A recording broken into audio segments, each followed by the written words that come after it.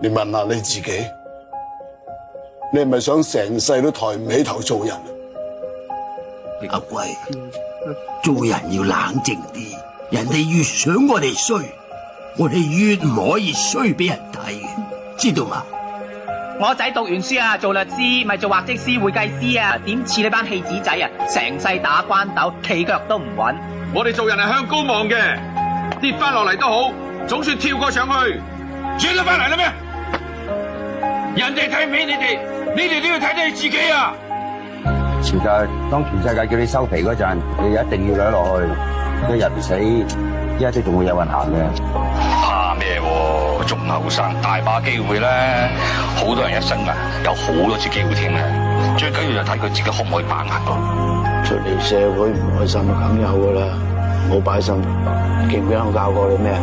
唔係自己嘅嘢就唔好攞，係自己嘅嘢就要做翻好。咁咪得咯，跟住就順順利利噶啦。做人係咁噶啦，點會事事如意噶？我哋都慣噶啦，好啊未試過啫，衰嘅都試得多啦，開心啲。我哋大家都係第一次做人嘅，邊諗得唔到啊？盡情做咪得。如果你認為世界上冇一個好人唔能夠幫到你嘅，點解你唔自己幫下自己？無論點艱難都好，至緊要唔好認輸。呢度有嘅機會，只要你肯放，一切都係你。俾啲信心自己啦，你掂嘅。苦盡。